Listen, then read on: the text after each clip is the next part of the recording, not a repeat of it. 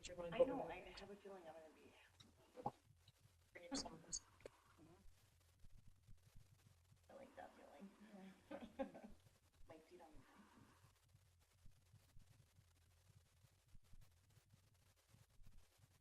Test, test, test. Test, test, test.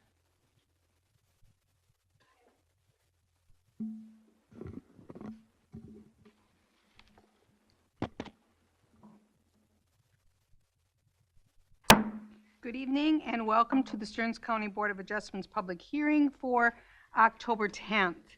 And our first item is we ask that you please stand for the Pledge of Allegiance. I pledge allegiance to the flag of the United States of America and to the republic for which it stands, one nation under God, indivisible, with liberty and justice for all.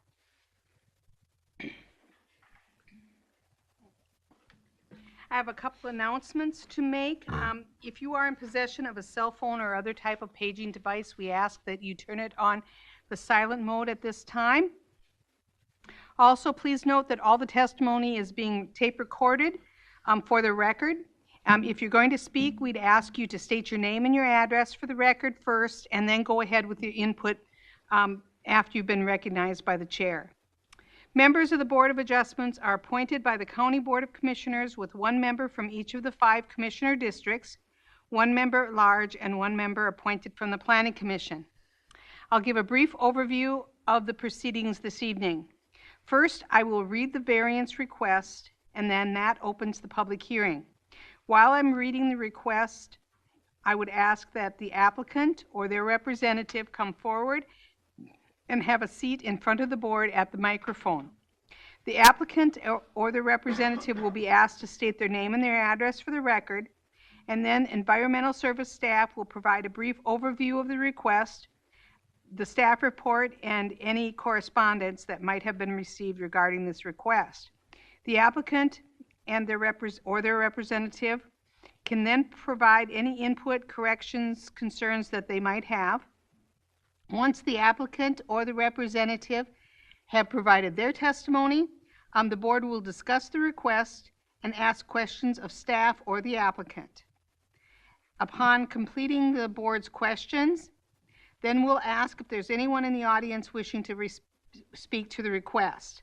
And if there is, we'd ask that person to come up to the podium, state their name and address for the record, and then give their testimony.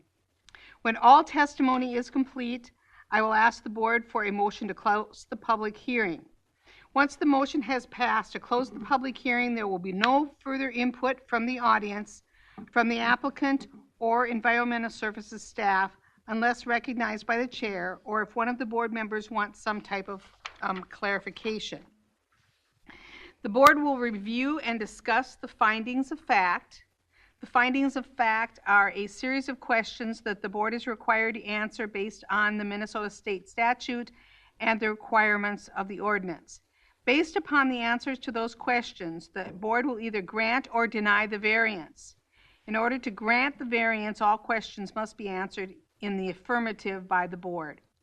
Once the findings are complete, there will be a motion to move or deny the request based upon those findings.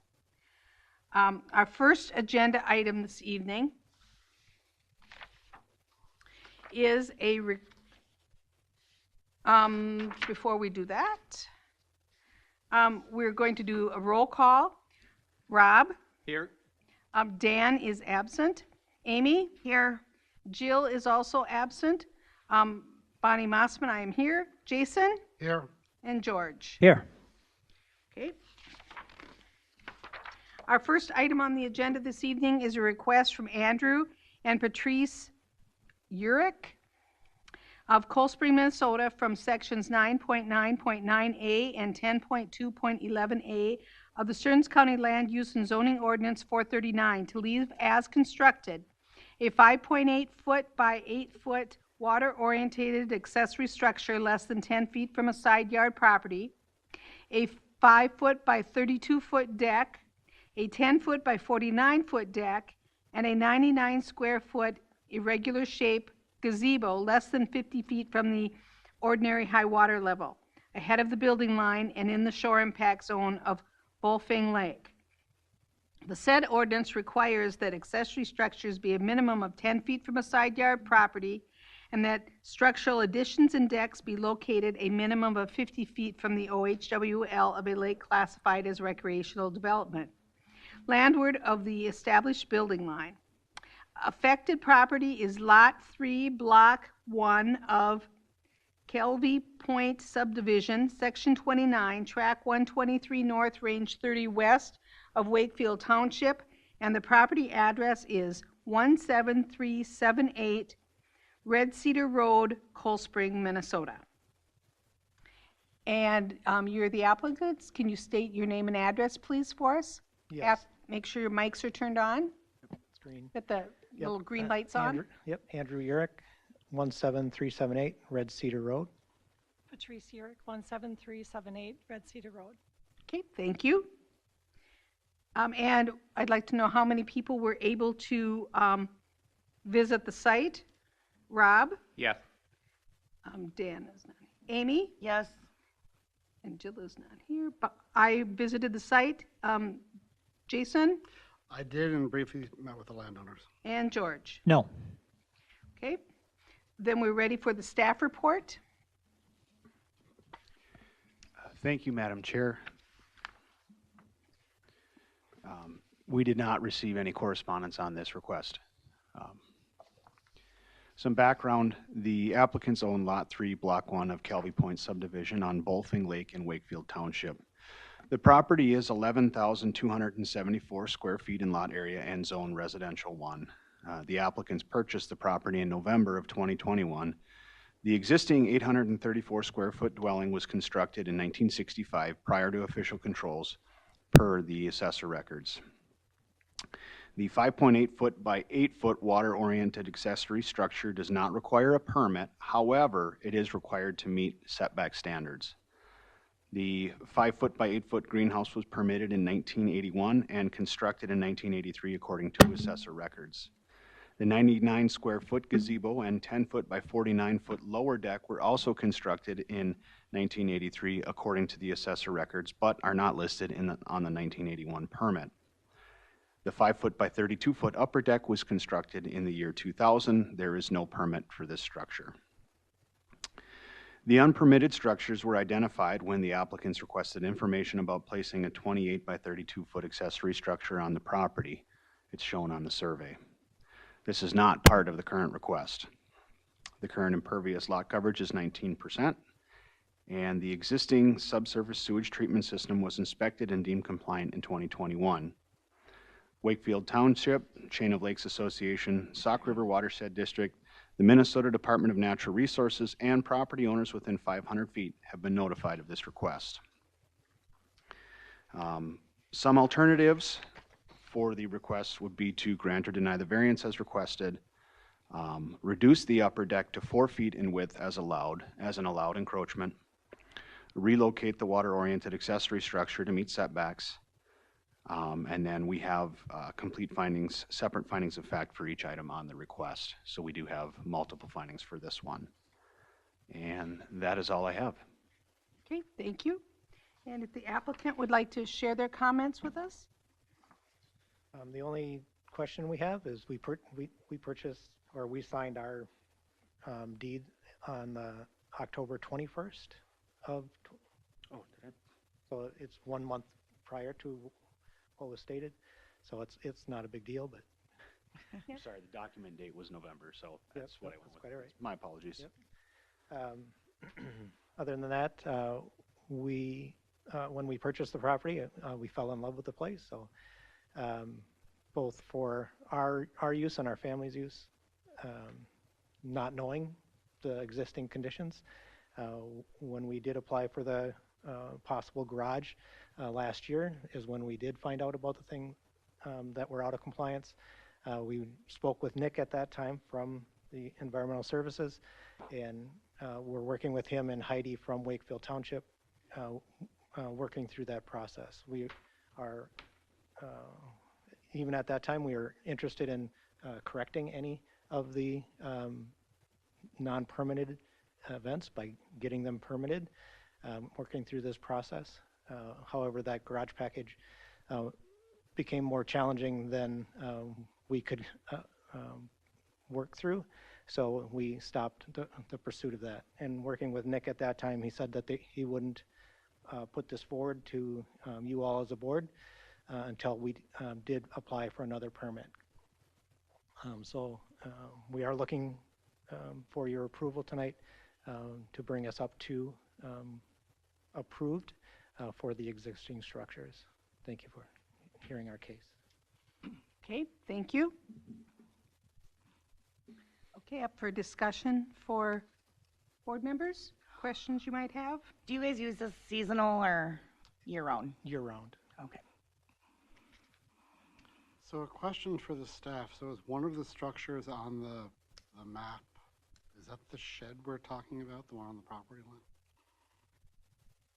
Madam Chair, Member Wienerman, the one on the northwest or the west property line, northish west is property line. That's the shed, and I believe I have a photo of that in the report. Yep. That's the one on the property line we're talking about, right? Yes. Yep. This one.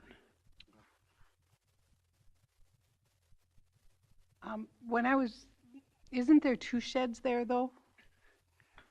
When I was Madam there, Chair, I saw a second shed. Yeah. The second shed was removed. I verified that today.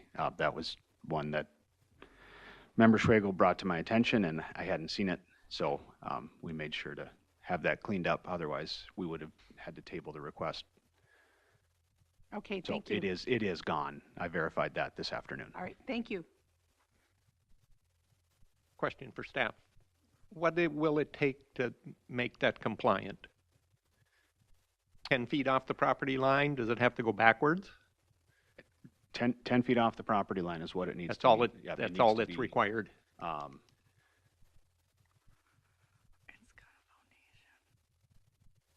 It may, it is 19 feet from the road right-of-way, so it may need to be moved away from the road right-of-way, 11 feet, but it does need to be at least 10 feet off the property line. And the road right-of-way, that would be a Wakefield Township conversation. But yeah, it would be 10 feet from the property line and then 30 feet from the road right-of-way. And the property line, is that where the fence that's behind it, is that the property line, or is the property line behind the fence? Madam Chair, it looks like based on where the surveyor has the fence on the survey, they're very close to the same. Okay. So it would be, yeah, very close, yeah. Okay, thank you. Is the gazebo attached to the house? It is, yes. So can you guys access it from in the house? Correct. Okay. That's the only access point. That's the, okay. Question for the applicants. For this shed, how is that connected to the ground? Does it just sit flat on the ground? Is it drilled into the ground? It's got a wood floor. I'm not sure. The posts do not go into the ground, so it might be sitting on the ground. But as the potential for moving it, I don't know. When I walk in it, it's not exactly the most stable. Okay. So if the attempt were to move it, we would probably destroy it and then work with you all, because I think we would still need a permit to build a compliant shed. Yep. I don't think any of to get it 10 feet off the neighbor's property, to get it another 30 feet or 18 feet from the road, 16 feet from the road, whatever you It's just. got to be 30 feet from the right-of-way. Yep, and so. then 100 feet from the lake shore, I don't think we'll meet that standard either. So we would be back in front of you to build a compliant shed.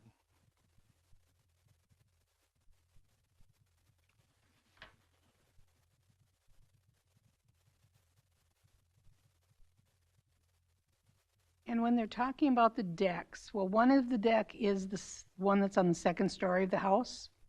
That would be the one they'd be talking about making it 4 feet wide, is that correct? Correct. Right. Then the other deck, okay, we've got patio there with stone out on the ground level, right? And then the other deck would be what's in front of the patio area? Is that what's considered deck? Correct. Okay. Because I'm kind of, looking at that at first when I came around the side of the house to look at it, I thought, well, is this deck or patio? But I guess it's considered deck because on the lake side, it has pillars holding it up. Okay.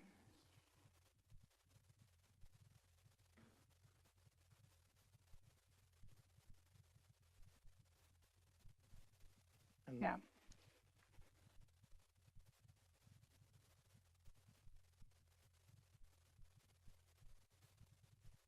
So a question for the staff. So on the shoreline with the retaining walls, are those permitted, not permitted? Does it matter? Madam Chair, Member Wienerman, I don't know. I don't know. Okay. I don't have a good answer for those. Okay. And just looking at that lower deck, by removing that, you're going to have a problem with the topography and the shoreline there because it's basically part of that deck is holding back You're gonna create a problem. the shoreline, or holding back the property in front of the house, or behind the house, I guess it would be.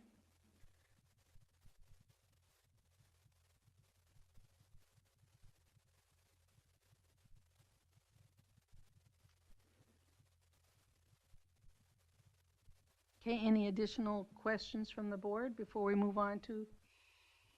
Okay, we'd open the public hearing. So is there anyone in the audience that would like to speak to this request? Anyone at all? Anyone in the audience wishing to speak to this request? Hearing none, I'm open to a motion to close the public hearing. Madam Chair, Jason Wienerman, so moved. Okay, do we have a second? I'll second it. Okay, we have a motion and a second. Rob? Yes. Amy? Yes. I'm a yes. Jason? Yes. George? Yes. Okay. Any further discussion before we do findings of fact? Just one question for staff. Not sure if it's appropriate for this. So, sometimes we ask the Conservation District for recommendations on shoreline features. Was there a reason for not asking them, or do we ask them here, or? Madam Chair, Member Wienerman, we've actually done our mitigation suggestions. We've switched to doing that in-house. That was some time ago. Okay. In this case, because it was after the fact, we don't have any mitigation suggestions for this one. Usually when it's a newer in the shore impact zone, then you would see more of that. Hey, there's a process to it, and we can get you some information on that because it happened when you weren't on the board, so it would probably be good to get you up to speed on that. No, so just, it's fine. That's good. Yeah, we do have a process with a shoreline score and vegetation stuff, Yeah. so it would Yep. be, Okay, thank you. we'll make a note of that. Okay, any other questions? Madam Chair, I have a question for you. Will we divide all these up separately? Well, that was going to be my next question. Okay. Was whether the board wanted, we have the option to divide them up or do them all as one. What is the wishes of the board? I would like to see them divided. I agree. And I would agree with that as well. I agree. Okay, so then we will have 4 items that we will do findings for. The first item, and I'm just going to do them in the order that they were handed to me in.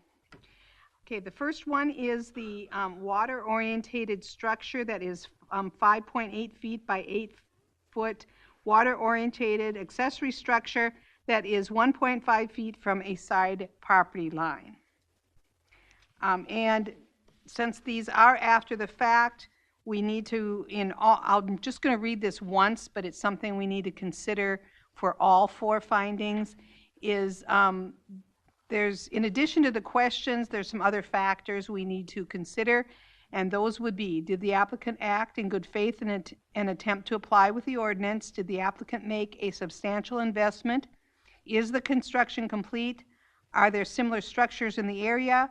And are the county's benefits outweighed by the applicant's burden if the applicant is required to comply with the ordinance? So those would be underlying factors as we look at the rest of these questions. So for the water-oriented structure, is the proposed use allowed in the zoning district in which the subject property is located, yes or no?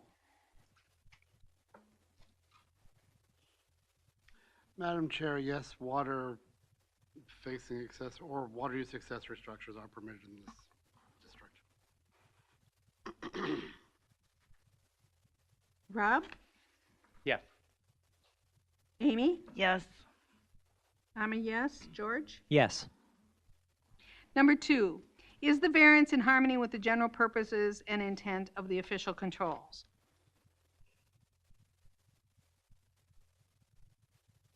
Madam Chair, I'm going to say no, it isn't in compliance. It's not 10 feet off the property line. Okay, no from George. Any other? Madam Chair, would it be Comments? appropriate to ask the applicants a follow-up question? on Yes, this? go ahead. What is the structure currently used for? Storage of lawn equipment, lawn care items, tools. Okay. Um, So it's a general storage shed? Yeah. All right, thank you.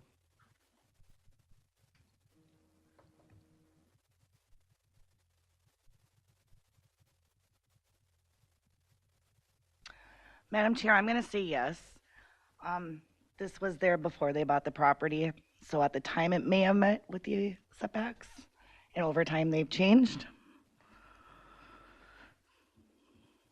And I would agree with Amy for that those same reasons.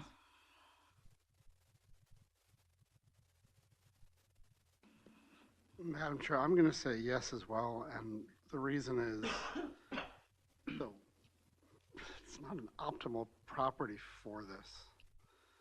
So they're trying to shoehorn this shed in there, and I think the previous owners did their best on that, I think. All right, and Rob? I'm going to say no, Madam Chair. That's the easiest one to correct. All they had to do was move it 8.5 feet. Okay, so we have 3 yeses and 2 nos on number 2. Number 3, is the variance request consistent with the comprehensive plan? Madam Chair, I'm going to say yes under living goal number 3 and Lakeshore Living Policy number 8. It's been there, so it's not changing anything. Nobody's got issues with it. Okay.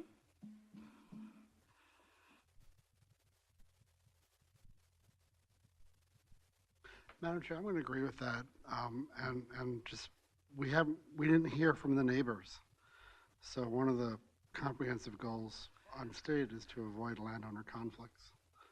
Right, and So- if there was a conflict, we would have heard from them. And it's been there since 1983, for all we know. Okay, Rob? Yes. I'm a yes. George? Yes. Okay, number 4, is the property owner proposing to use the property in a reasonable manner not permitted by official controls? Madam Chair, I'm going to say yes, a water structure. Well, I can't talk apparently.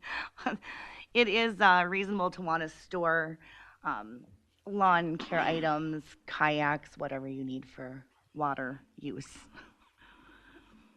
And I'm going to say yes for a little bit different reason. You know, this building is pretty close up against that fence.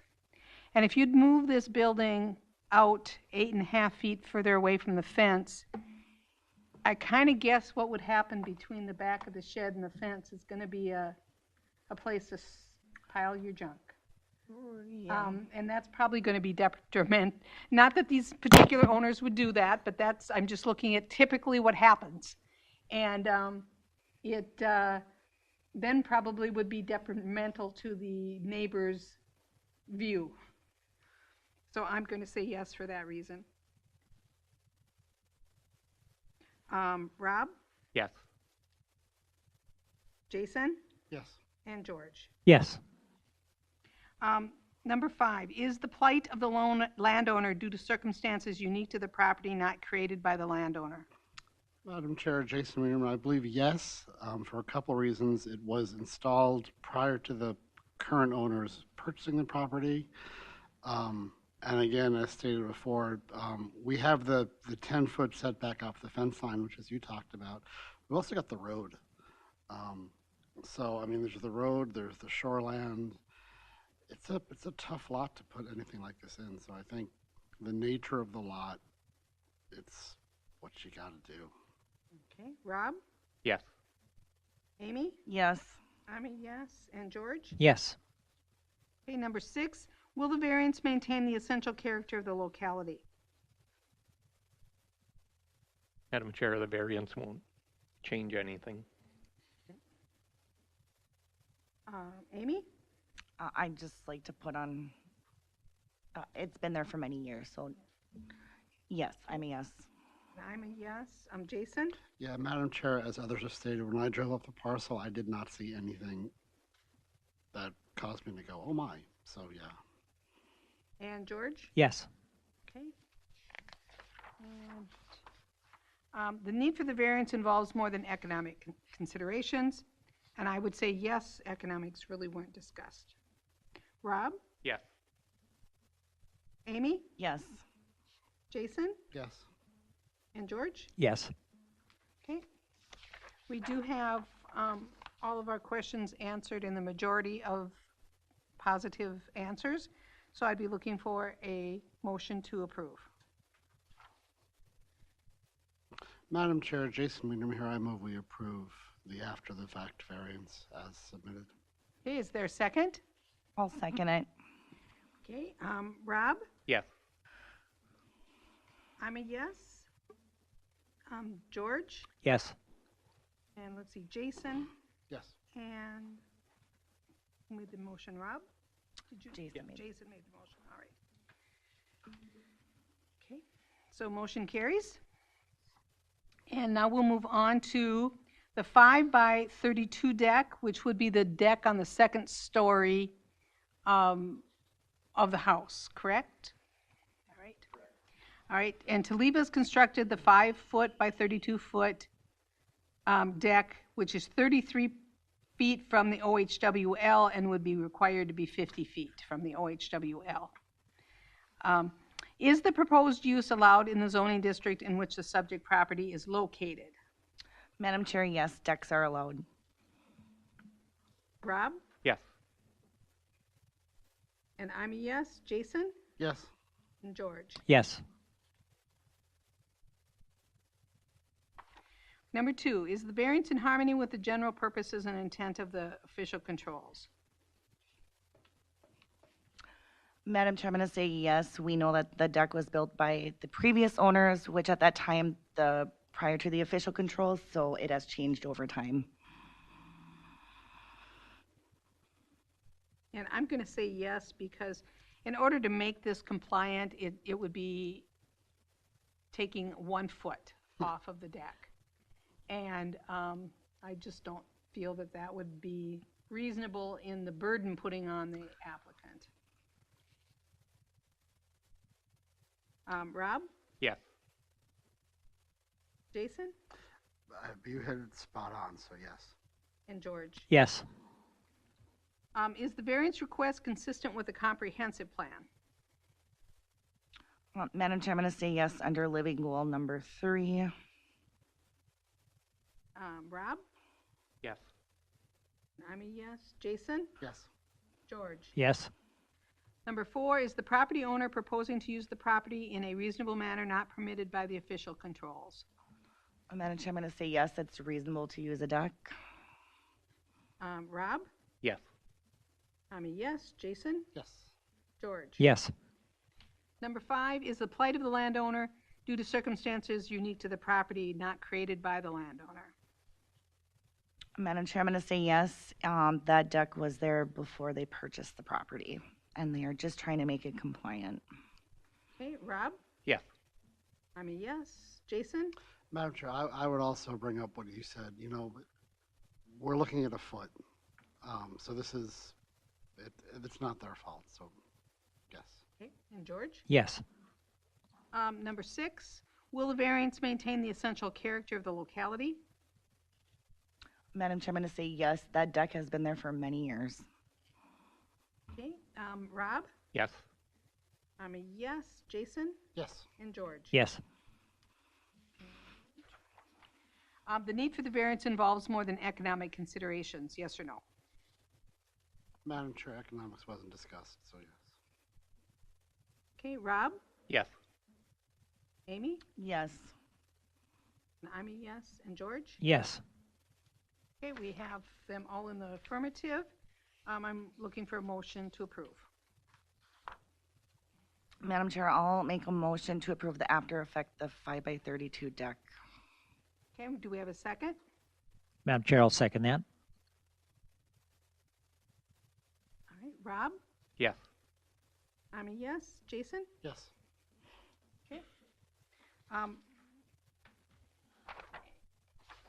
Okay, we have a motion to approve. Good. We're good to go on that one. All right, next one is the deck that is 10 by 49, which would be the wooden deck that's in lakeward of the patio. Madam Chair, did you do roll call on that? Mhm. Thank you, sorry. Oh, as to who had visited, did we? I thought, No, we did No, the roll the- call on the visiting, and there was the motion and the second, and then she asked each of us. Okay, I missed it completely. Oh. I'm sorry. Someone needs a nap. Thank you for clarifying.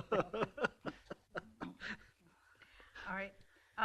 Number 1, is the proposed use allowed in, is the proposed use allowed in the zoning district in which the subject property is located, yes or no? Madam Chair, yes. Decks are allowed in R1. Okay, Rob? Yes. I'm a yes. Jason? Yes. George? Yes. Number 2, is the variance in harmony with the general purposes and intent of the official controls? Madam Chair, I'm going to say yes. Again, that deck was there before they purchased it. So again, prior to official controls, it could have changed over time. Okay, Rob? Madam Chair, I'm going to say no under Lakeshore Living Policies 1 and 2. Okay, so we have 1 yes and 1 no. From the Jason? comprehensive plan. Yep. Madam Chair, can you come back to me? Okay. George? Yes, and I'm also looking at, I don't think the county's benefits are outweighed by the burden of the applicant. And I'm going to say yes because I think we could do more damage to the topography there by asking them to move that. Because when you look at how you'd have just a drop off if you asked them to remove that deck. And it's attached. And it's attached to the retaining wall there, and that could be a safety factor if you don't have something there that's kind of holding back that shoreline. And if it's there, you could just, without a railing or something, you'd walk right off. So I'm going to say yes. Let's see, where am I at? Jason? Yeah, I would agree with yes. I fully respect the no vote. I agree with the Lakeshore Living goals. But as the other members have stated, I think asking to remove it or fix it opens the site up to serious potential damage. So it's a yes, but not fully supported yes. Okay. All right, number 3, is the variance request consistent with the comprehensive plan?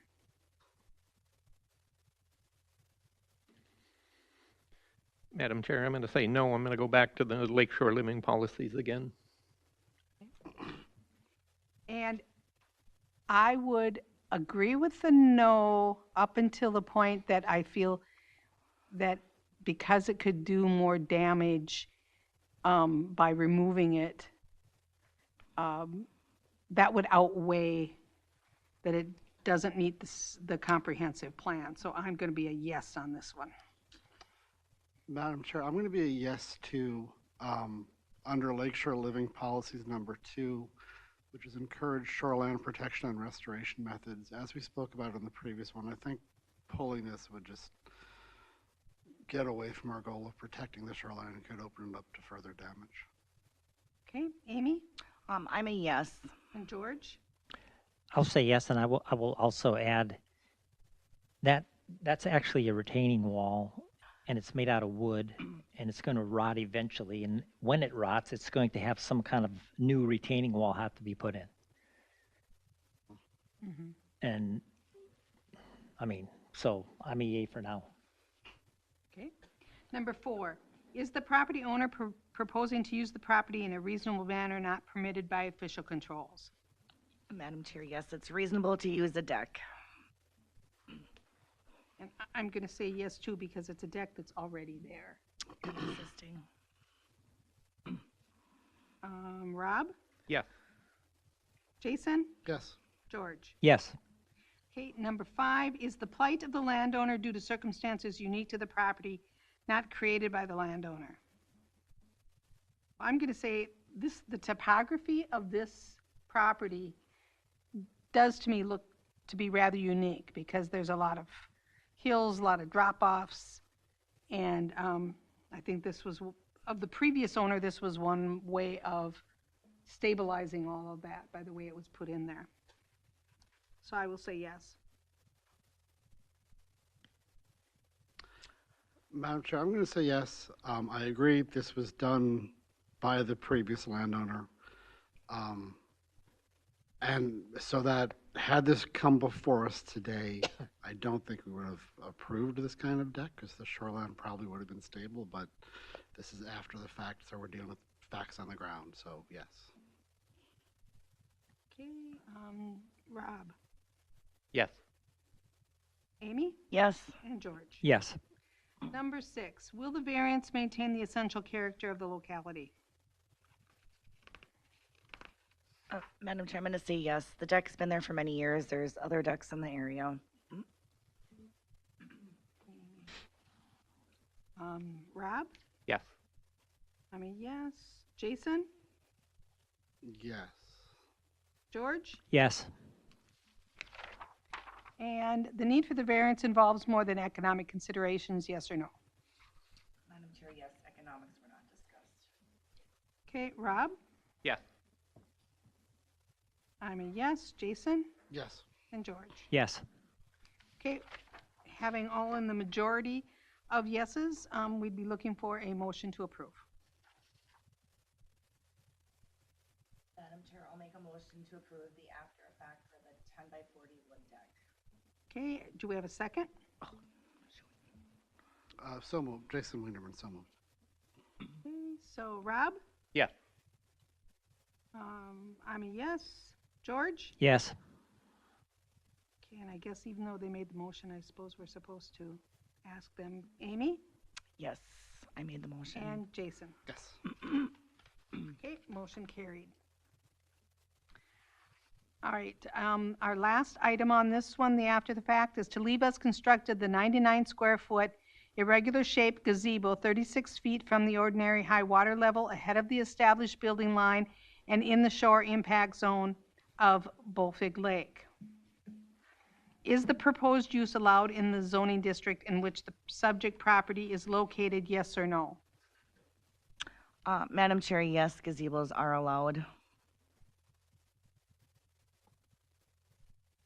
Rob? Yes. Okay, I'm a yes. Jason? Yes. And George? Yes. Okay, is the variance in harmony with the general purposes and the intent of the official controls?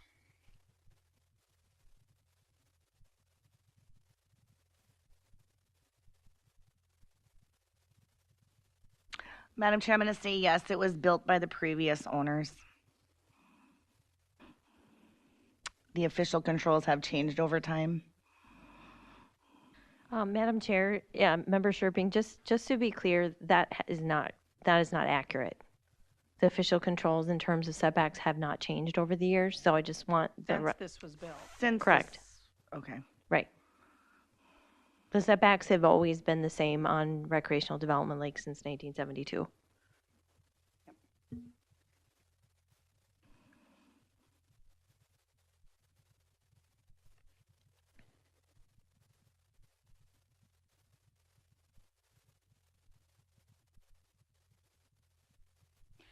I'm going to say yes for a different reason in that, from looking at it, it's no further, it doesn't obscure the setbacks any more than the house on either side would. You know, the house is just as close to the OHWL as the gazebo would be. If I, you know, I guess I didn't measure it, but by looking at it, I believe it would be. So we're not encroaching any further than the house already encroaches.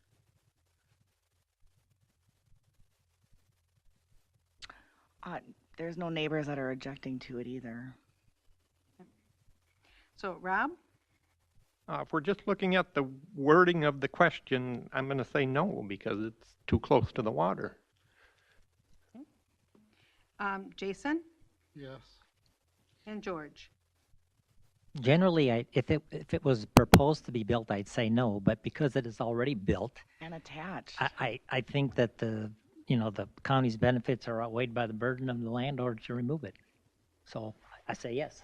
Okay. Number 3, is the variance request consistent with the comprehensive plan? Madam Chair, I'm going to say based upon, as we just spoke about the after-the-fact evaluation criteria, where am I? Lakeshore Living Policies number 8, which talk about evaluating housing projects. So under the first bullet point, as was mentioned, this preserves the sight lines and does not impact adjacent view sheds. And it also maintains the neighborhood's residential character. So I think it meets both of those when evaluated through or after the fact criteria. Rob? Yes. Amy? Yes. And I'm a yes. And George? Yes. Okay. Number 4, the property owner proposes to use the property in a reasonable manner not permitted by any official controls. Madam Chair, having a gazebo attached to the house is a reasonable use. Okay. Rob? Yes. Amy? Yes. I'm a yes. Jason? Yes. Okay, number 5. Is the plight of the landowner due to circumstances unique to the property not created by the landowner?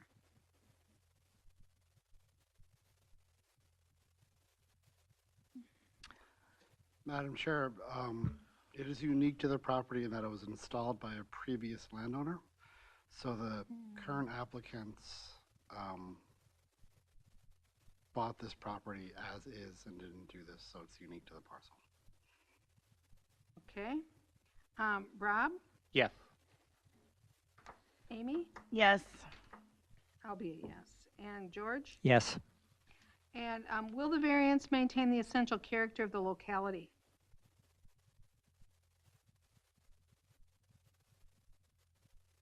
Madam Chair, must say yes, nothing's going to change. Okay. Rob? Yes. Amy? Yes. I'll be a yes. Jason? Yes. And the need for the variance involves more than economic considerations. Madam Chair, I'm going to say yes. Economics weren't discussed. Okay. Rob? Yes. I'll be a yes. Jason? Yes. And George? Yes. All right, with them all being in the majority yeses, I'd look for a motion to approve. Madam Chair, I'll approve the after-the-fact gazebo. All right, we have a motion. Do we have a second? I'll second George. Okay. All right, so Rob? Yes. And I'm a yes. Jason? Yes. And Amy? Yes. And George? Yes. And Right. thank you for making us compliant. Give you hearing it. Okay. So if you have any additional questions about anything, then talk with staff during regular business hours through the office. Thank you. All right. Our next agenda item is to consider an administrative appeal submitted by Randall and Heather Einerson. Hopefully I have that right. Richmond, Minnesota, appealing a Stearns County Highway Department driveway access permit condition that requires the applicant to remove and relocate a portion of a shared driveway approach that serves a neighboring property. The affected property is Lot 18, Block 1 of Riverside Terrace Plot, Section 30, Track 123 North, Range 30 West of Wakefield Township, and the property address is 21478 County Road 71, Richmond, Minnesota. And if you could give us your name and your address for the record, please. My name's Heather Anderson, and I live at 21478 County Road 71, Richmond, Minnesota. My name is Randall Anderson, and I live at 21478 County Road 71, Richmond, Minnesota. Okay, thank you. And if we could have a roll call of those who were able to visit the site. Rob? Yes. Amy? Yes. I visited the site. Jason? Yes. And George? No. Okay, staff report, please. Thank you, Madam Chair. You will see in the staff packets that all the correspondence we received was provided to you, so that's in the record. And I hope you were able to review that prior to the meeting. So, some background on the property. The applicants own Lot 18, Block 1 of Riverside Terrace Plat in Wakefield Township. Riverside Terrace was platted in 1972, and the tract contains approximately 1.05 acres. The property is in the R1 zoning districts, and the applicants purchased the property in October of 2023. The applicants were granted a variance in June to construct a 28 by 36 detached garage less than 50 feet to the right-of-way of County Road 71. And I will state that on my staff report, I did have that they were approved for the height when they weren't. I went back to the variance proceedings. Thank you, Member Schwegel, for pointing that out. They were not approved for the max height variance, but they were approved for the location, and then less than 100 feet to the ordinary high of Zumwalt Lake. The construction site permit for this structure is pending, waiting on the driveway access permit. The approach permit states as a special provision that they must install second approach no less than 70 feet north of the property line to provide access to parcel ID 36.24610.0000. Stearns County Land Use and Zoning Ordinance, Section 7.1.1, Access and Driveways, new, revised, or changed use access on the county roads. All new, revised, or changed use of access on the county roads shall be subject to the Access and Corridor Protection Guidelines of Stearns County Comprehensive Plan. The Public Works Director shall determine the appropriate location, size, and design of such accesses and may limit the number of accesses in the interest of public safety and efficient traffic flow. Accesses on any county highway shall require a driveway access permit from Stearns County Public Works Director. Issuance of a driveway access permit from Stearns County Public Works Director shall be precedent to the issuance of any construction site or use permit. From the Highway Department Access and Right-of-Way Width Guidelines, Section A, Subpart 2, when the opportunity exists, access locations will be directed onto roadways with a lower functional classification. Subpart 7, accesses will be shared between adjacent property owners' parcels whenever possible and practical. In Subpart 8, only one access per property parcel will be allowed. This provision may be modified for large parcels due to physical land features such as woods, streams, etc. that divide the property. And then alternatives and recommended conditions, all we have is to uphold or deny the appeal as requested based on the findings of fact. So I'm going to defer staff questions to Jody from the Highway Department, as I don't have any insight on the matter. I just prepared the staff report. So that is all I have. Okay, thank you. And Jody, if you want to, do you want to come to the podium?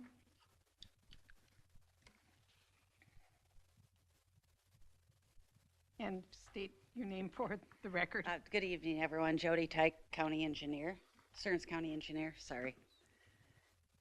Okay, thank you. Okay, go ahead, Jody. So, included in your packets, page 50 of your full packet, I have the letter that I wrote, but I do reference back to the garage variance.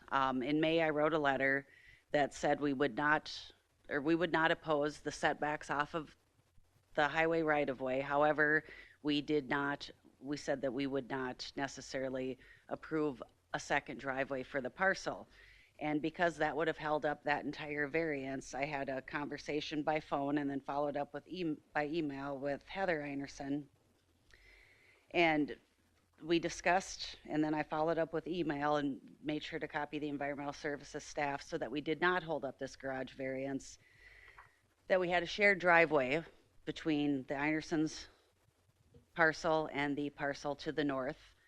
And that was constructed as part of our reconstruction project in 2021 along County Road 71 to minimize the driveways. We actually wanted to take away the Gregory's driveway. The previous owners of the Einerson parcel had said they would have a shared parcel at that location at that time, so the Gregory's wouldn't have to give this up. And again, I want to state for the record that this is based on the conversations that my staff told me about in the staff notes. I was not present for those conversations. But we took those two driveways and we put it into one. And as you know, we try to get enough distance between driveways wherever possible. And so on packet page 52 is that email that I sent that outlines some of the requirements if we're going to allow this driveway for a garage on the Einerson parcel. And the third bullet point is that it would be up to them to work with the adjacent property owner to determine that location, who was going to relocate that driveway, how that was going to be. Now, while we don't want that access on the Gregory parcel, the parcel to the north, right now it's a vacant lot, so it has very minimal use. That access, or that parcel, is addressed off of Fieldgate Drive. It's 21526 Fieldgate Drive. So when that access changes, it would require a permit from the County Highway Department, and at that point we can address that parcel having access onto the county road versus onto the cul-de-sac that they are addressed off of. This plat was done prior to County Highway Departments providing plat comments related to access and right-of-way. So I had outlined that in an email and said that once the variance was granted, then the driveway permit or access permit would need to be applied for. And so that was required. All of our requirements were outlined in that email. So with this variance, my letter that is on page 52, I kind of outlined all of that. I included the email that outlined what our requirements would be to have that approach.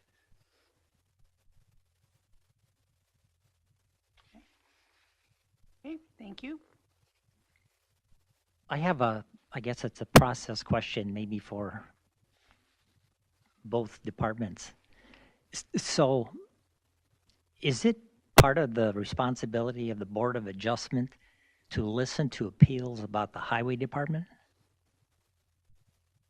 Answer, do you want me to? I'll take it, and then you can take it from me too. So yes, it is the County Board of Adjustments. You are the administrative relief to decisions made by the County Highway Department. That is currently the way it is written. Okay, and so like a follow-on question or statement, so even though the Highway Department has ordinances about driveways, if anybody doesn't like that, they can come in and request an appeal for it from us? Is that the way it works? Yes, it's happened several times in the past. Okay. I just need that understanding. Well, I could point out to you, George, in June of last year, the board granted the same type of situation on County Road 138 for the Doucette family. Madam Chair, Member Schwagel, that wasn't an appeal. No, but we granted the variance. Granted the variance. We granted the variance for a second Right, driveway. it was for, it wasn't for the second driveway, it was for impervious lot coverage. Because the highway gave them a second driveway. That driveway already existed. But you said you can only have one. We try to minimize driveways that have been put in prior. I will absolutely admit, we have driveways throughout the county that were put in, many of which were put in prior to us having permitting authority. In some cases, there's no option but to have driveways much, much closer. And in this case, we're actually compromising, and it's about 100 to 100 or 170 feet plus or minus that these driveways, as the highway department proposed, would be separated. There was a road going into the County Road 138 example. I'll give you just a little bit of background. There was a road going back to what was once upon a time, I believe, a pit. Right. Or it was going to be a pit. And then, so that was built as a road. There was a driveway and there was a driveway for two adjacent parcels. And then property ownership changed. And there's some disputes between neighbors, so. And just as a reminder to the whole board is that our duty tonight is not to determine whether or not we would, if it came to us as an appeal, whether we would approve this or not. It is solely to say, did Highway Department use the ordinance correctly? Was it arbitrary? Was it something just willy-nilly, or was there something reasoning to back up their decision? And that would be our task, if I'm not mistaken. Right, Madam Chair, you are acting as the judge in terms of not whether or not you think it should or shouldn't be there, but whether or not the County Highway Department followed the rules and procedures that are set forth in your packet. Right. So I have another question. So my understanding is if that driveway that exists, that shared driveway, that has to be removed, right? That's what you're asking?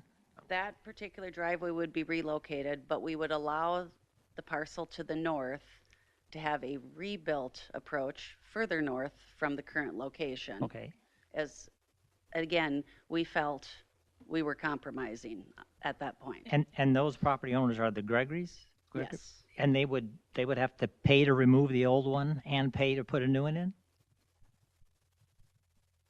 As part of my email to Heather Anderson, I said it was up to them to work with the adjacent property owner. Who paid for it, who had to do it was outside of us, but this is what we would require to approve a driveway for the proposed garage that was being considered for a variance.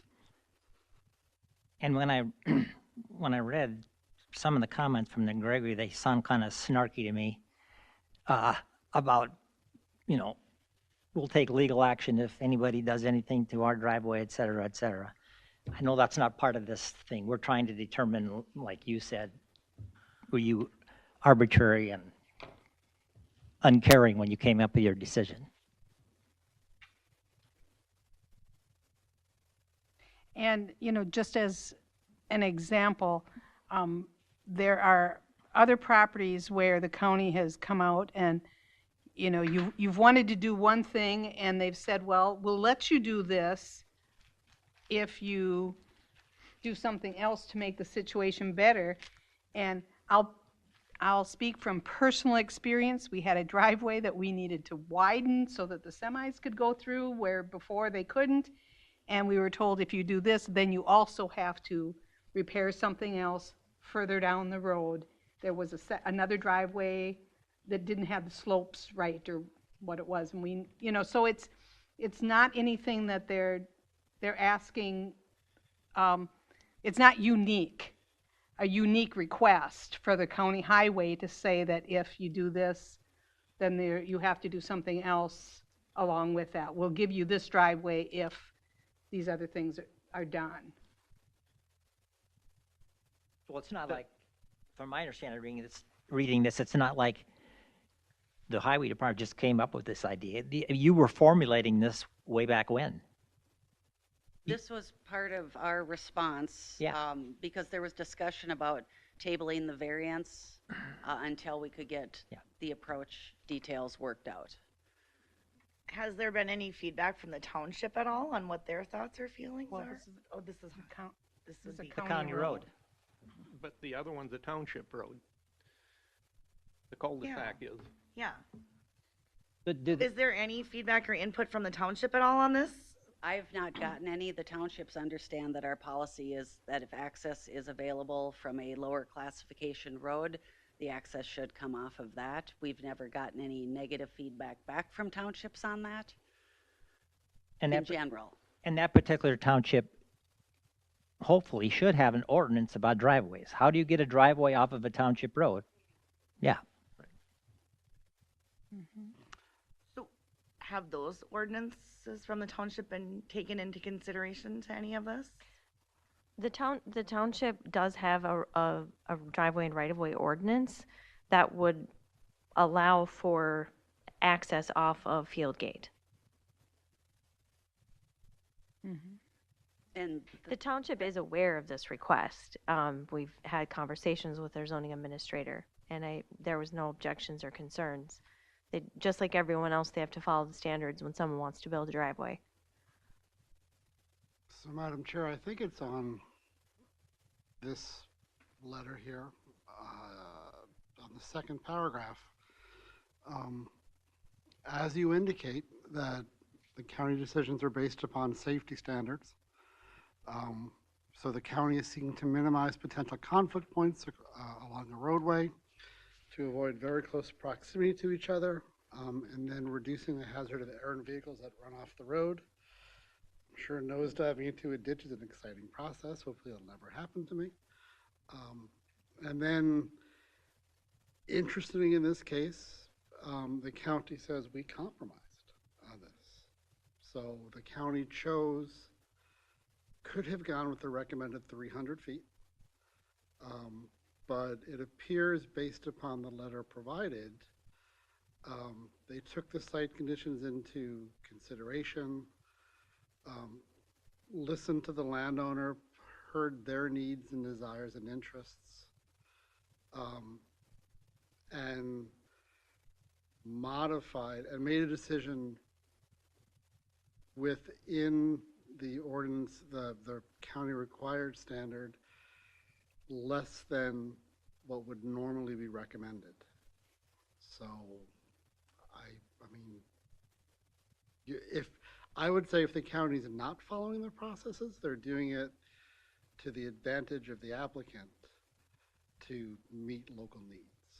So that's the paragraph that strikes me most particularly.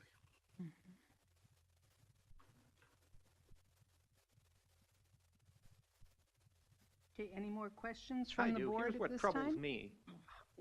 And there must be some legal documentation or some legal something or other somewhere, but how can the county penalize the neighbor to the north when you're dealing with the neighbor to the south? On a shared driveway. How can you force those people to move their driveway when you're dealing with the Emersons? at the time that we made this statement, I sent the email that's in your packet. Yep. We are not taking a driveway away from the Gregories. We are simply saying it needs to be relocated. We're not saying that the Gregories need to pay for that relocation. Okay. Maybe I wasn't clear. That's what I meant. How do you penalize someone who's not involved in this at all? There's a property line down the middle of that access now. Their property has nothing to do with the Andersons.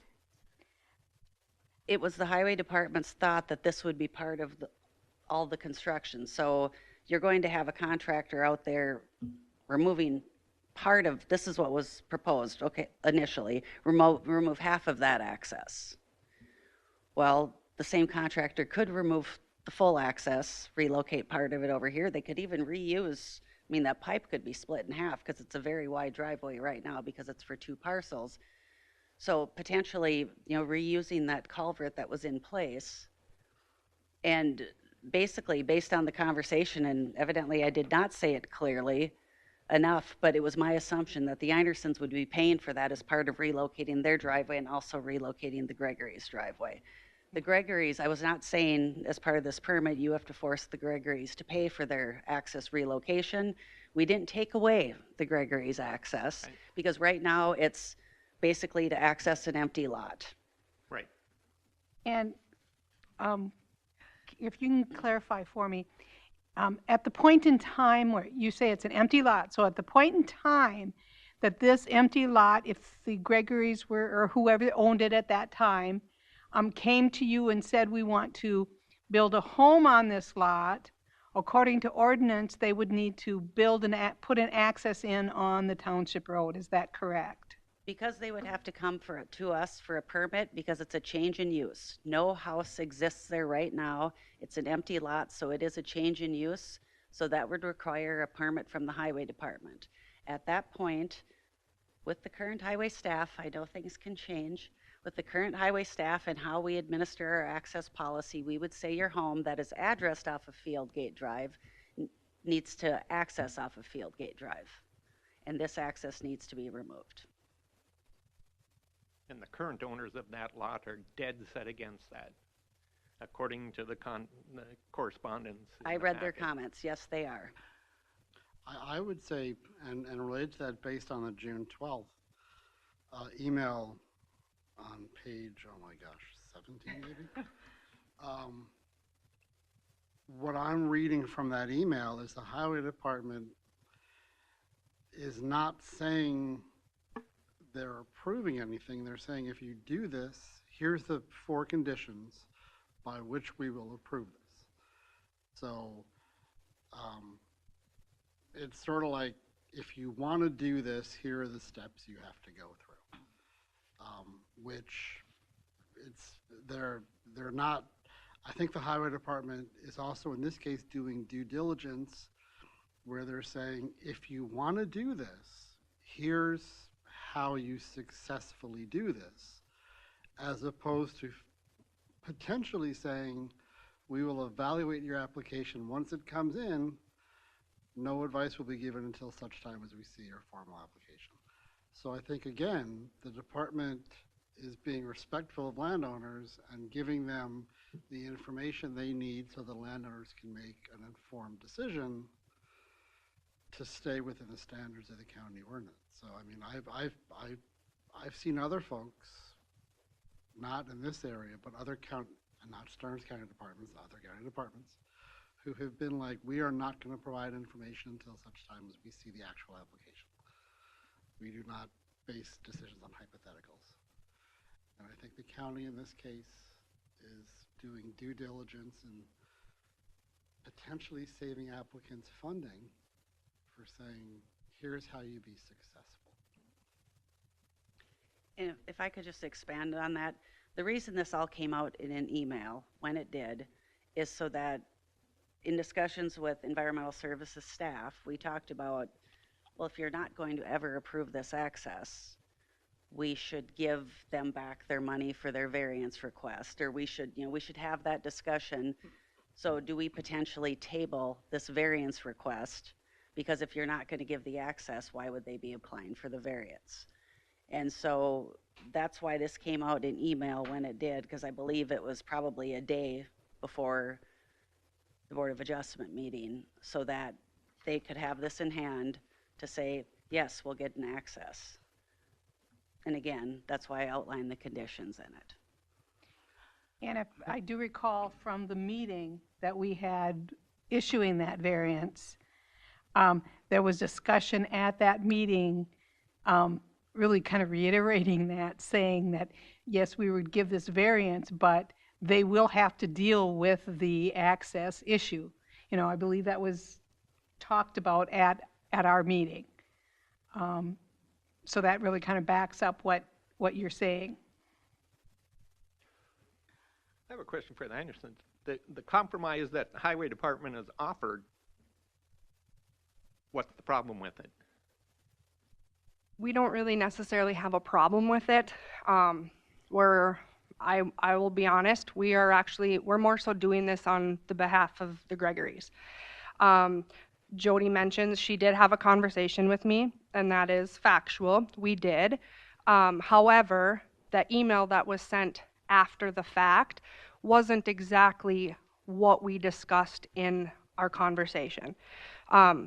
There were hypotheticals that were discussed, and that 70-foot, she had the map pulled up, she was looking at tree lines, and that was actually brought up from me because I had already had my first conversation with the Gregorys and their opinions of us going forward with this. And his main concern was, I mean, at the time, they weren't objecting to the move of their approach, if that's what needed to be done. But he didn't, there's some tree lines, and he didn't want that messed with. That's where the 70-foot came into play. However, what was stated in that phone conversation is that we weren't just thrown out there to decide this on ourselves. We were told that a field guy was going to come out and discuss, take measurements, let us know what those specifications were going to be, and give us a better idea of what was actually going to take place as far as culverts needed, all of that. And that never happened. We never had another conversation again. I paid the bond, never heard anything, and I actually followed up on August 14th asking for follow-up, and that's the date the application was approved. I talked to Mike Decker after that, and I said, so for clarification of how the permit is being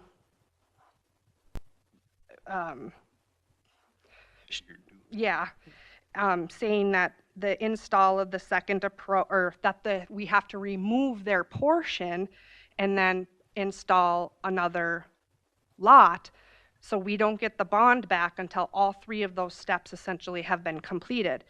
I said I didn't understand how we could just go and remove a portion of somebody else's property, and he told me that the permit granted us that permission because it being a shared property, it is not private, it's public, and it's in the right of way, so that permit covered us to do so.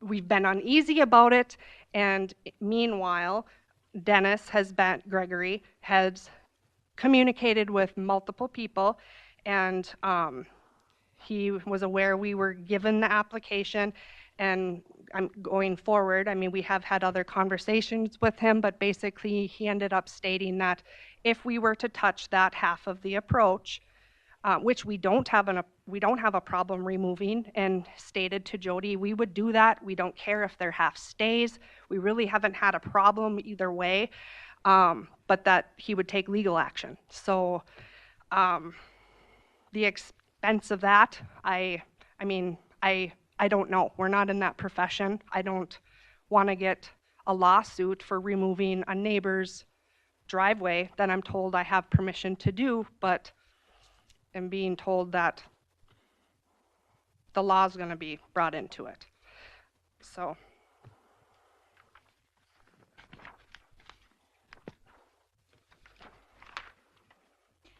Just a question for staff.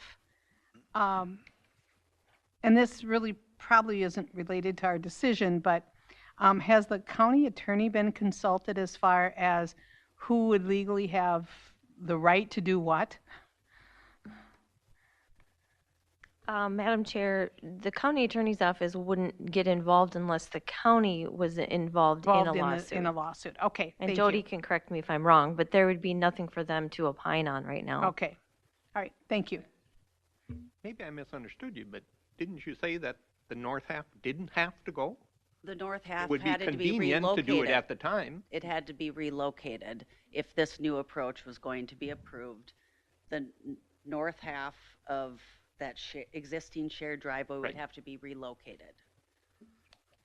So the current whole section Right. is stated that it needs to be removed.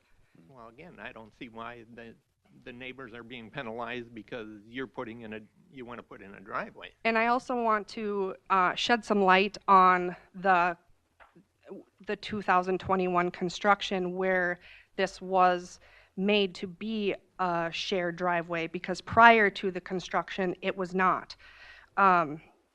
As Jody stated, the previous owners of our home agreed to it, and I don't know if there was any research going into it prior, and I know that I discussed it during our variance, but our half of the approach is essentially right on top of our septic system, the drainage field.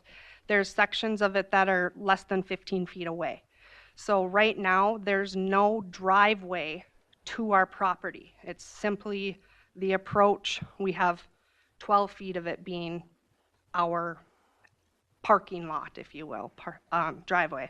So we're a family of 5. If you have multiple vehicles fitting in a 12-foot spot is next to impossible. Again, putting us right on top of our drainage field, which we're having problems with. So when you're looking at was it practical to be moved there in the first place? We don't really see that it was, because it's causing damage to our septic system. So for me, for my thought process is, I mean, we got a lot of stuff going on here, obviously, and anytime you have a shared something or another, there's always problems eventually. And from your standpoint, you asked for a new driveway. Yes, Right. a new approach, new driveway And to a garage. Went to the highway department. The highway department said, yeah, as long as the other one is removed. Your part, right? Our part and our neighbor's part.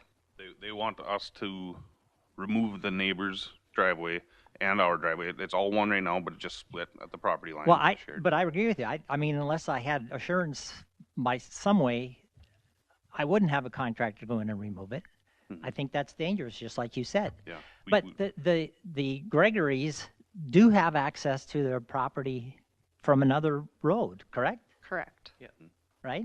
Yeah, So nobody's denying them access to the property. The highway department is just trying to clean up the situation and make it palatable. And I think it's a good idea to take that driveway out, a shared driveway, because it's nothing but problems over time.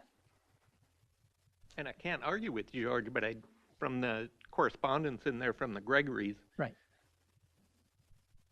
if and when they build in the future, he said that the access to the home would best be served by 71.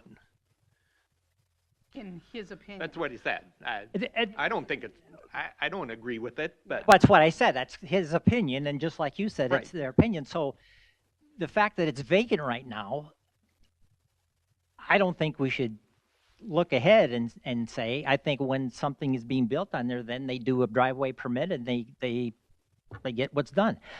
I mean, my opinion on this thing is,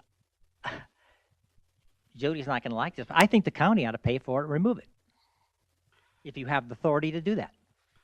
So, Madam Chair, members of the board, we've got an aerial photo from before the road was replaced and the previous driveway conditions before it became a shared driveway, just for reference.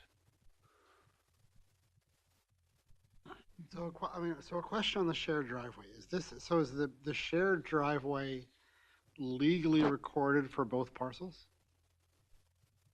It's built on the property line within our right of way. Yep.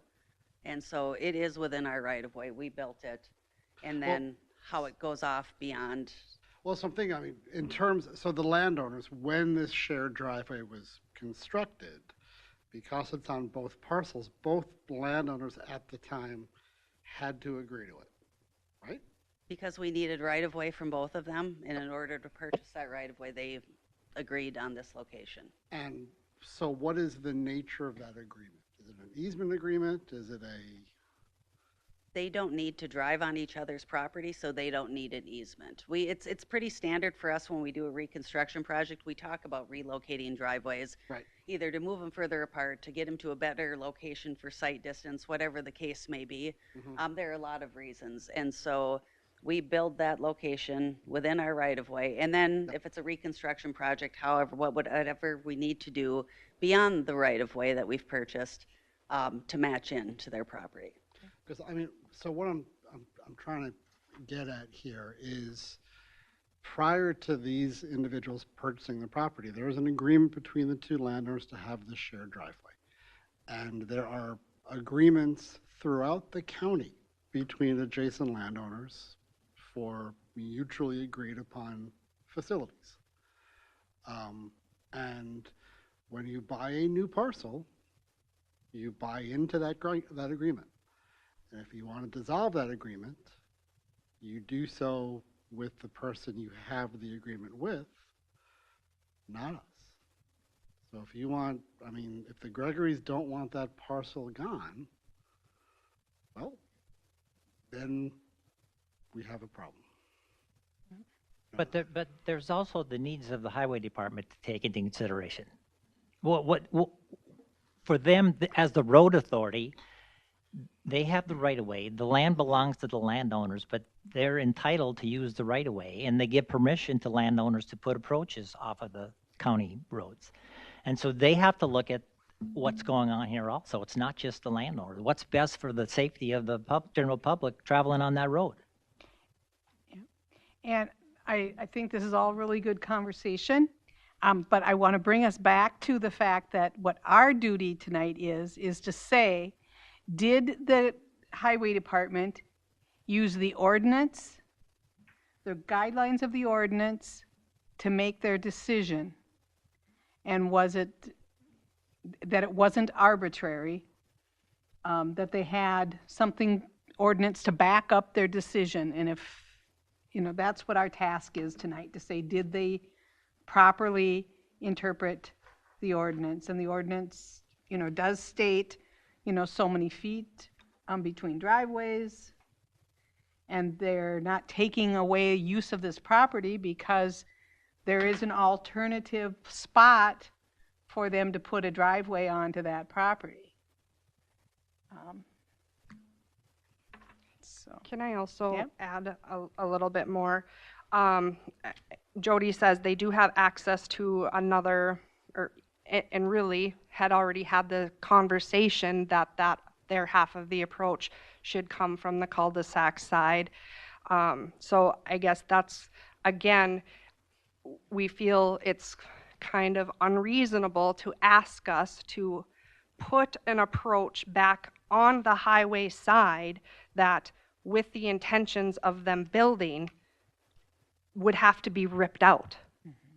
It isn't, I mean, yes, we understand this project was going to be expensive and, you budget and all of that, but I mean, we're talking thousands of dollars to be able to put an approach on a new one for us and for the Gregories as well. And just seems slightly silly to, again, stating ultimately it's going to be tore out no matter what, because there are intentions for them to build them in the future. And then looking as far as safety concerns with the recommendations of the 300 feet between each approach, our argument there is, directly across the highway, our neighbor has 3 approaches that are within 247 feet. So I don't understand the need for that, or why that is granted. As you can see in that photo, directly across, there's 3. And one goes to the homestead, and it's a very similar situation. The third approach is actually, again, there's no building structure there. There's no access. So those were granted, but ours was combined in that same construction, that same project.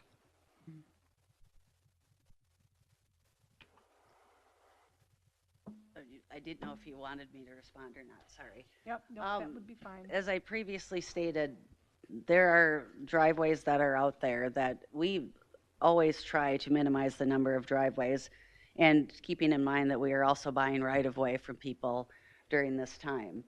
And in this case, if I recall correctly, in my memory, this would have been in late 2020, early 2021, but I think they talked about the homestead, the farm buildings, and then a field.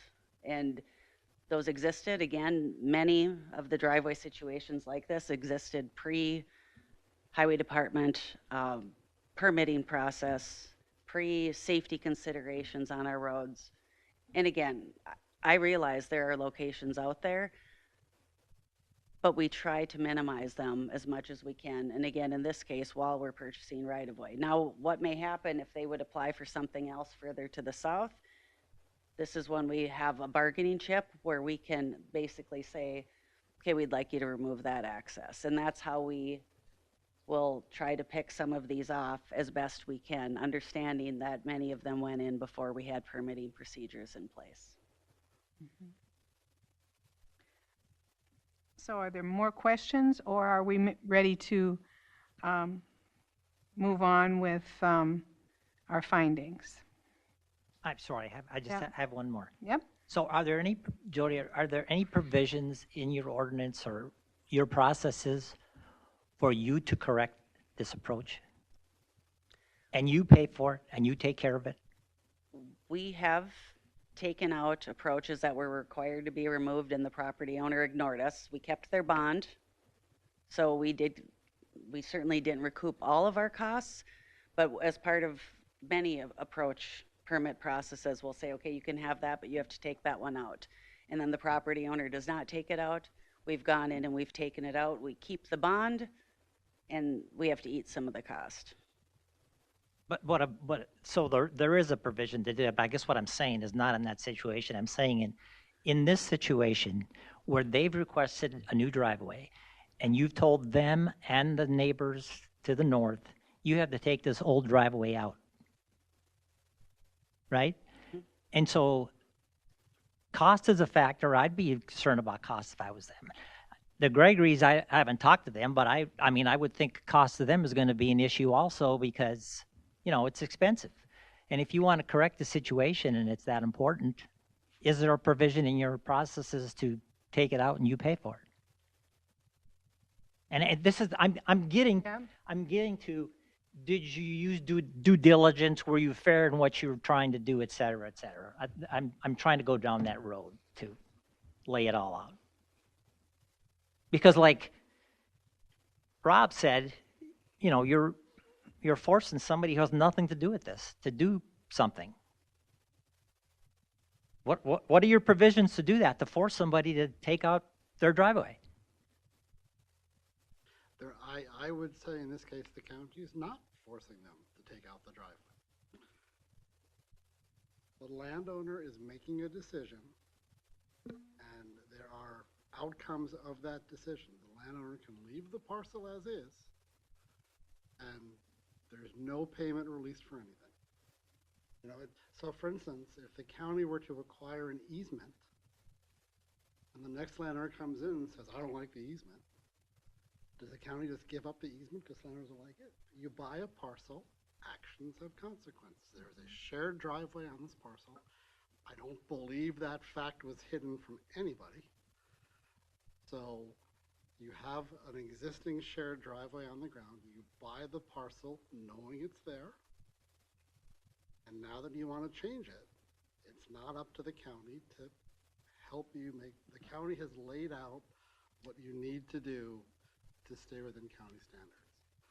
The landowner can make their decision based upon that. And I would agree with that. At the point in time that the, when they came for the variance, they were told by County Highway that we'll go along with putting a driveway in here, but you need to work it out with your neighbor what you're going to do with this other driveway. So I think they, I hate to put a burden on anyone, but it was made clear to them because it was clear to me when we approved the variance that something was going to have to be negotiated with that driveway, and they would have to negotiate with the neighbor on how to do it. And you can't do that. No. What's the question? He's not willing to eat any of the cost of doing it. And we're trying to compromise and find something that makes sense for us without having to, we estimate, we don't have an actual quote, but I'm estimating $10,000+ for a removal and replacement of that. What seems silly to me is that there's a property line right here. Beyond that property line, I understand there's regulations, there's provisions, there's intent, but I don't see how a property owner can be forced, so to speak, into investing money into a neighboring property and as my wife mentioned, for something that is already, as we've been explained, will be forced to be removed if they ever build on that property, which is why they state they want that access is for when they build on the property. So it seems like, it just seems silly and, throw the money down the drain for no real good reason, in my opinion. But you could just remove half of it. Yeah, that's our intent, is on our side of the property line, we'll remove our half, and I'll be out there with a pickaxe and a shovel and my 3 sons if I need to be doing it that way. And we'll get our new one built where we want it for the access to our garage. Now, when you go across the property line, I feel that becomes up to the Gregories for their responsibility to essentially deal with either you folks here or the county highway, whatever department needs to handle it. Because why are property owners pitted in a conflict? We moved into the neighborhood and just want to be good neighbors with everybody and be transparent and friendly, and I feel like we walked into kind of a crossfire between the Gregories and the highway department maybe, or I don't know where it is, but I am in no interest of becoming part of a lawsuit over dirt. Yeah, and even if you try to take out half of it, their side would cave. Well, if we were to cut through the what's the right word? The pavement, the asphalt up top, and then, slope it away and essentially just narrow it to an appropriate. I would make sure that happens so that their property is left undisturbed. Much I would expect if somebody was going to do something right on my property line, they would not disturb my property without discussion ahead of time and, agreement. And the question for the highway department, what would there be, if that were to happen, what would the county's highway department's response be to that? Nothing. They'd call the sheriff's office. No. You would. The Gregories? No, I'm saying One way or the Gregories would call the sheriff's office. How, If that would happen because this board allowed it, we would have certain restrictions. We would not return the bond until such time as proper slopes were installed, and they have to be no steeper, preferably flatter than a 4-to-1. Turf has to be established, the culvert has to be installed as specified. If that would happen with this board not giving them the variance or not granting their appeal, then we would issue a cease and desist order. I have a question for maybe all three of you, and I might have missed it in your correspondence, but have you been in contact with the Gregories? Have you explained to them that if and when they decide to build, that driveway is going to have to go away anyway? My staff has. Okay. Again, when I said earlier, I was not there for those conversations. I'm relying simply on what my staff said. Okay, so they're just being stubborn, knowing that They disagree with us, certainly. they're never going to be able to use that driveway, half of the driveway, for a house. Because you'll make them relocate it back on the cul-de-sac. He has stated to us that by them accessing the cul-de-sac side, they feel, and we haven't specifically spoke about where they would be building or even what they would be building, but he feels it would split the property in half. So I think what I believe he's implying that the driveway would be coming from the cul-de-sac, and the structure that it would be coming up to, whether it be a house, a garage, a shop, I don't know what their intent would be very near our property line. So essentially they'd be driving all the way across the property to it. So it divides the property. No, He doesn't prefer that layout. which I understand everybody has a preference, but I mean, I And prefer, In terms of this situation, the future actions of the Gregory are relevant.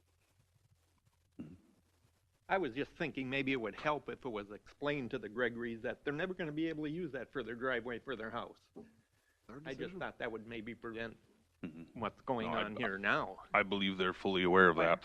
Okay. They've read the letters that I've submitted based on their responses. Madam Chair, just to bring us back to full circle where you've been trying to get it all night, and it's good conversation, but I do have highlighted on the screen the access and driveway provisions of the county ordinance and then the highway department access and right-of-way guidelines. So that's what you're going to want to refer to when you start your findings of fact. All right, thank you. I have a feeling that our conversation related to what our responsibility is maybe gone like you say, gone full circle.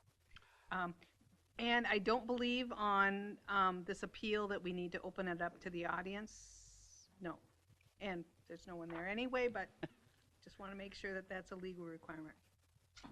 So last call on any further discussion before we do findings. Okay.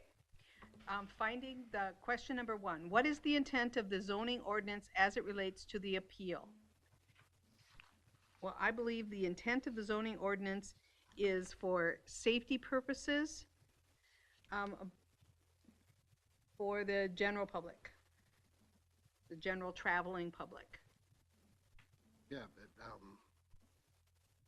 county decisions on all accesses along county roads are based on safety. Any other comments that we'd like to, we don't need to vote on all of these, but just make comments for the findings. Yeah, I would also add to that safety and usability. Usability? Yeah.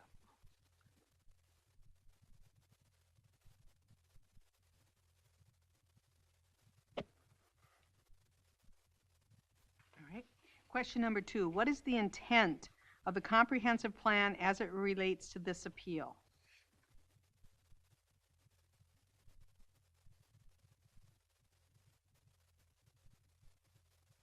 Madam Chair, there was a snippet from your comprehensive plan, our comprehensive plan, which you normally don't see because we don't normally have requests like this, but this is from the transportation section.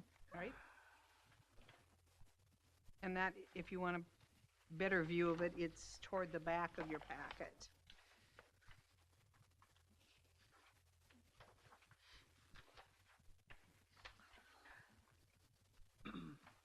And I would say the guidelines from the comprehensive plan are very specific, the guidelines are specific.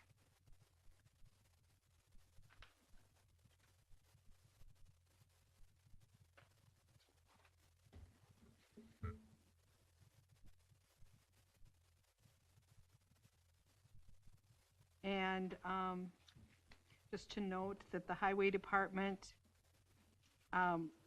even tried to make some compromises to what was to the requirements. So if I'm reading this right, and I hope I am, oh my gosh. On page 19 of our packet, it talks about all new accesses onto county roads shall be separated from adjacent accesses according to standards. I'm assuming this is on collectors. Accesses on the same side of the road shall be located a minimum of 300 feet. That's the language in the description.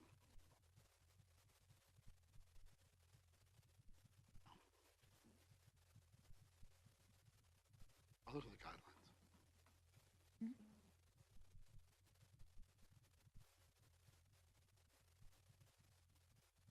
All right, any other comments we want to add to number 2? All right, looking at question number 3, the sections of the ordinance apply to, what sections of the ordinance apply to the subject at hand? Well, let's see, from the comprehensive plan would be table 6-1.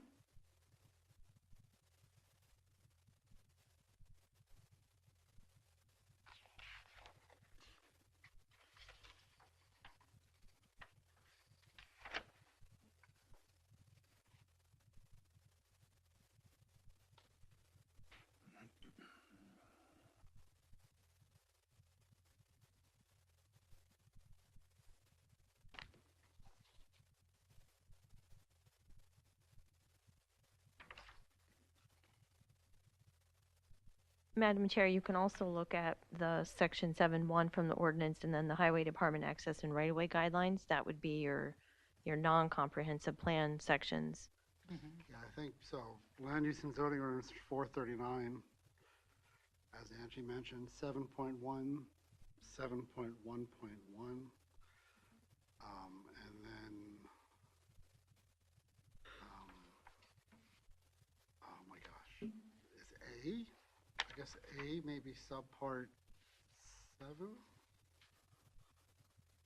Okay, So, so subpart 7, I believe so, yeah. 7.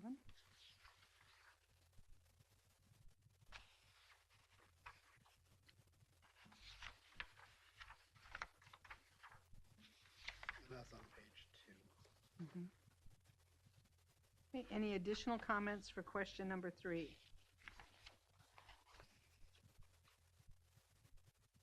All right, moving on to question number 4. Has the staff properly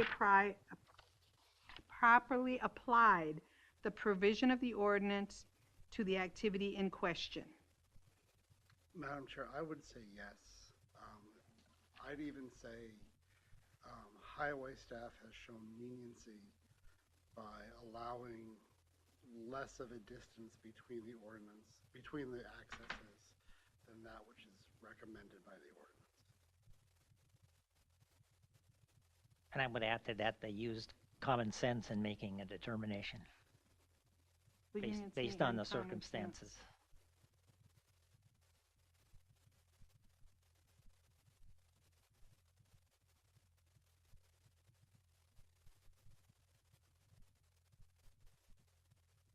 Okay.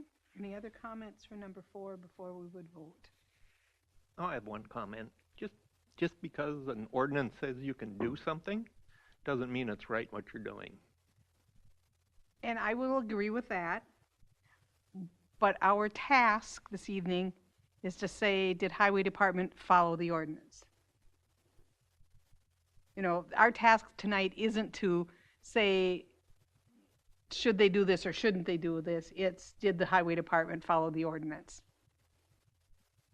And we might, you know, individuals might not agree with the ordinance, but it's no different than any other kind of court case. You might not agree with all the laws that are out there, but if you're sitting on a jury in a courtroom, they say whether you agree with this law or not, did this person break this law or follow the law?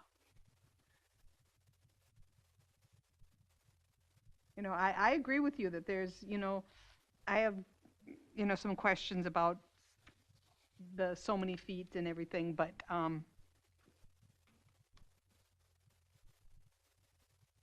so are we ready to take a vote? Do we have a motion to either uphold the Highway Department's determination or to deny to either uphold their appeal or to deny their appeal? Madam Chair, I believe the Highway Department acted appropriately in this matter. So I recommend we deny the appeal. Deny the appeal. So, all right, so one person for denial. Okay, Rob? I will agree with Jason, but I do not believe that the county did their due diligence. They could have solved this problem So are you? without further cost to the Einersons or the neighbors. But I will agree with deny the We agree with the appeal. denial. Okay, and I would agree with you on your comments. So I would agree to the denial. And George? I agree with the denial and same words that Rob just said. And Amy? Yeah, and I actually do agree with Rob, too. All right, so that is a unanimous decision to deny the appeal.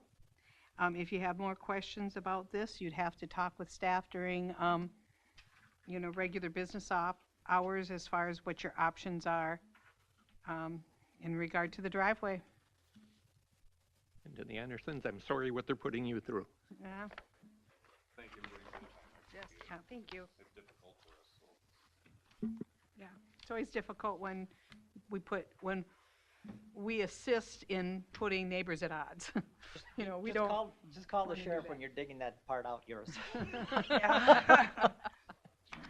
Yeah. Oh, people have been killed for less than that. Yes.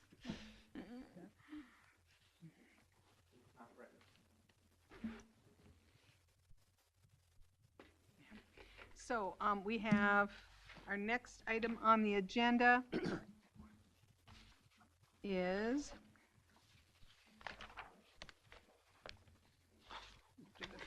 Go home.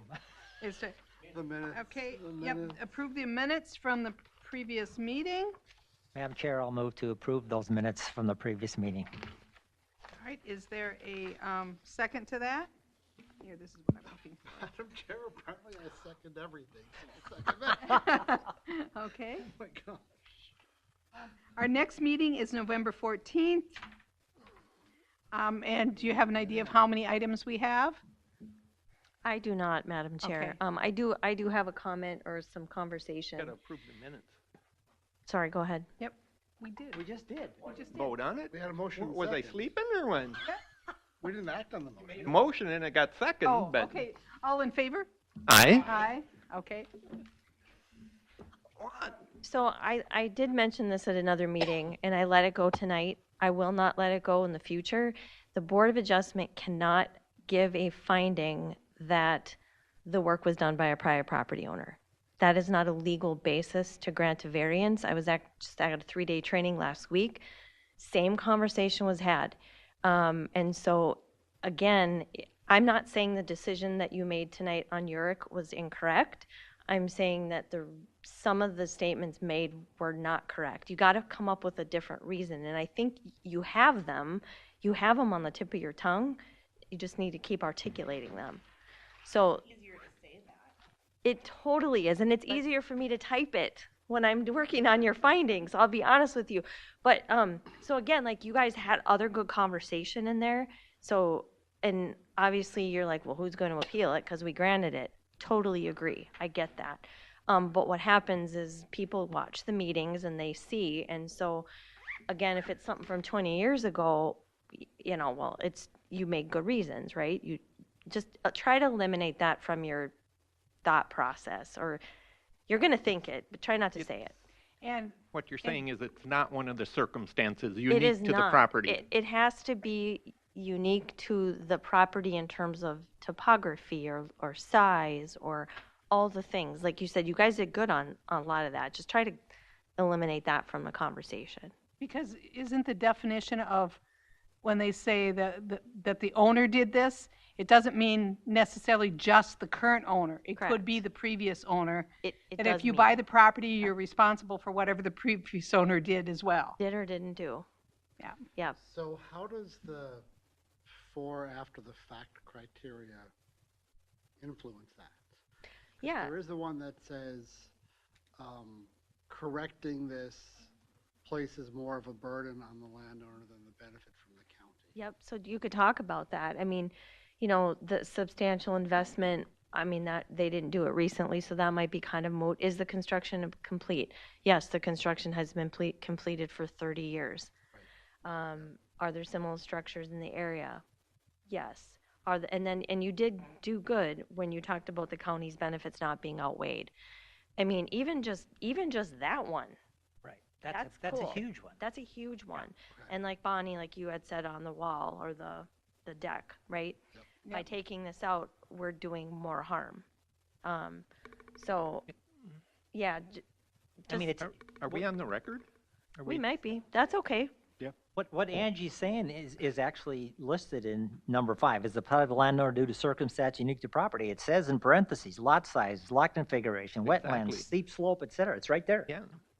And maybe what I could do is, I mean, we can't change the findings because they're in state statute.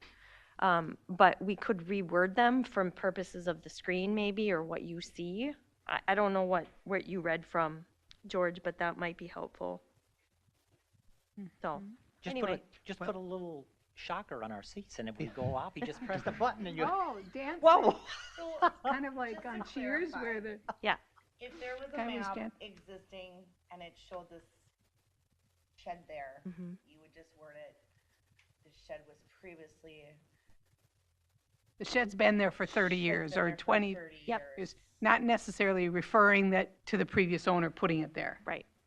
Right, not that it's, That would be a factual thing because it would yeah. be on a map, right? right. Yeah, like, I think it's just on number 9 where, or 5 rather, the plight of the landowner due to circumstance unique to the property, not, well, it was created by a previous landowner. Just try to not say that part, and then rely on, like you said, Amy, the facts of, obviously, it's been there for 30 years, it's not changing the character. The gazebo isn't changing the sight lines, right? Those are all valid. Just less reliant on prior owners. Prior owners. The actions of. Okay. And it's just like Einerson, I mean, not like the access, but you kind of, Jason, you hit it on the head. You buy a lot with a shared access, you get a lot with a shared access.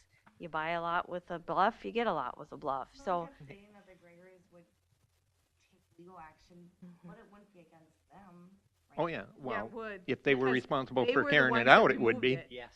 You can sue anybody for anything, Correct. whether they're responsible for it I or mean- not. Yeah. What case would they have against them? You're destroying my property.